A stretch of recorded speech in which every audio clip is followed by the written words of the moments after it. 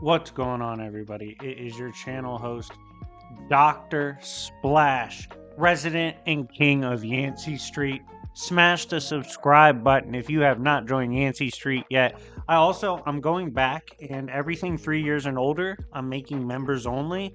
So there's going to be like over 1,000 videos just for members to see, plus monthly exclusives and other sweet deals. So check out my channel membership. It's definitely worth it. But getting back on topic, this is coverage of Immortal Thor issue 18. We've been waiting on this bad boy, so let's get into it. Now, Magni was brought back in the last issue, the son of Thor. Magni himself was the bright spot of a dark, dead tale, for not all stories go on forever. Some indeed come to an end. This also shows Thor has the power to amplify spells that bring back literally dead stories, as the timeline and tale that included the likes of Magni in it was long gone. Only the memory remained within Thor of it, due to the Thor from that timeline passing on the memory. Magni is brought forth here, and he has insane potential. Like, there's no doubt about it off rip.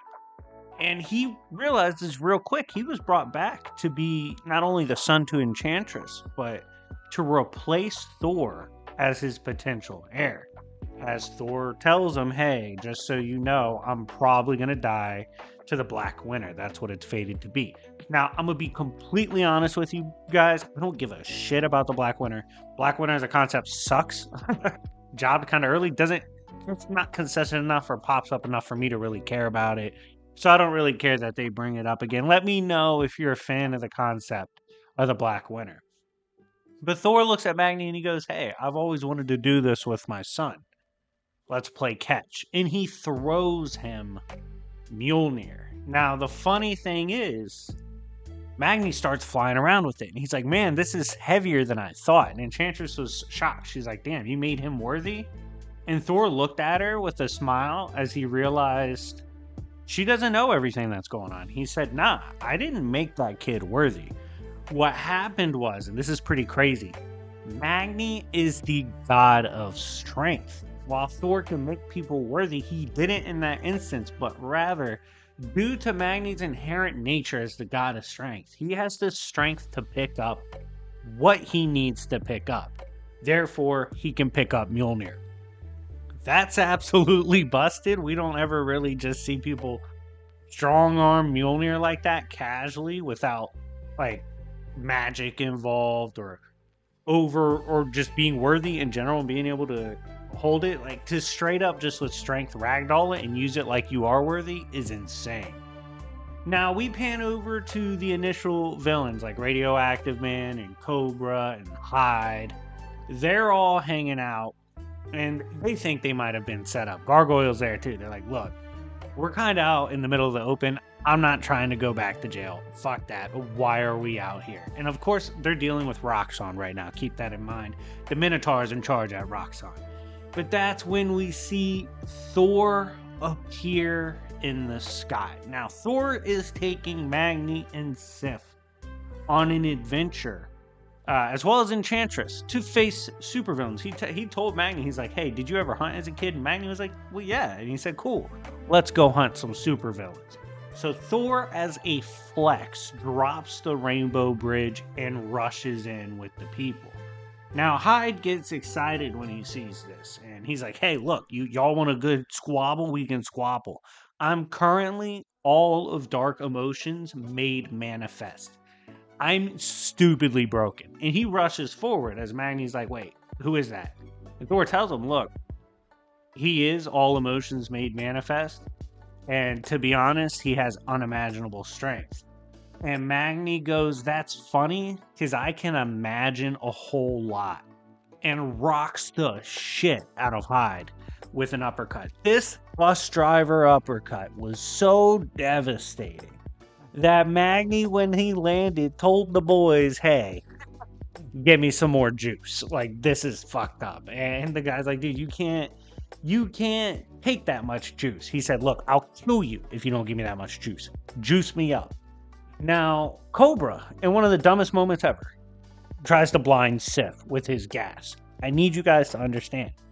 Sif is the relative to Heimdall. She literally tells him, "You can't blind me." That's not like an option. I can't. It's like trying to blind Daredevil. It's embarrassing. It's just that's a rough day. So they try to blind Sif. She comes through, clutches up on Cobra. He's cooked. Then Gargoyle's dumbass rolls up and grabs Enchantress. And she looks over at Gargoyle and she says, "Oh, I can tell what spell inflicts you, but it's really primitive." And Gargoyle's like, what's this bitch talking about? And Enchantress is like, "Let me show you some real magic," and just instantly folds him. He was so cooked. It was bad. And that's when we see Hyde pull up with the amp, right? He took his double dose. He's in the cut. He rocks the shit out of Magni. Magni's down. Like, he's hurt. And Hyde, getting the drop on Magni, thinks it's sweet with Thor. And he rushes in on Thor. He's like, "Hey, I'm going to fuck you up like I did your son." Throws a haymaker, meets Mjolnir, and immediately screams in pain, grabbing in his hand. And Thor was like, "Please, Hyde, let this be a lesson to you and Magni. What good is being as strong as you possibly can if you're not good enough to land the killing blow?" And he puts the hammer down on Hyde's head, just cracks him.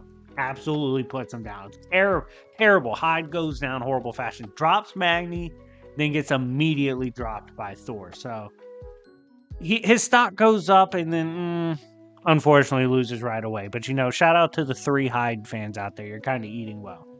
That's when we see Radioactive Man's been a little shady, as he's the last one standing, and we can tell he's got something up his sleeves. And that's when we see Marvel humans pull up. Of course they do. They ain't scared of shit. They pull up and they say, "Hey, Enchantress, you are wanted on several felonies. If you guys do not come in right now, we will have to use force." And Thor's like, "Oh shit, like this is not a good look. We need to go in." Thor understands that, like, even though he's strong, this is terrible PR. So they're trying to figure out a way to get out of this, because right now, Roxxon, what they've done behind the scenes, it's made Thor and his crew look bad. And that's when we see it pans over. The Minotaur, again, Agger, is pulling all the strings. He's like, "Look, we're the gods of Midgard. We can't lose right now. We invented this kind of warfare. Like, they have no idea what they're going up against." And that's when we see Radioactive Man and all the villains had been transported to a facility operated by Roxxon. So yeah, Roxxon's got Thor down pretty bad in terms of the political side of their war. But anyways, guys, let me know what you think in the comment section down below. If you enjoyed this issue, let me know. If you enjoyed the return of Magni and the reveal of his power can just outright wield Mjolnir despite not being worthy, let me know what you think of that. But yeah, anyways, it's been your host, Dr. Splash. And remember, it's Yancey Street, bitches.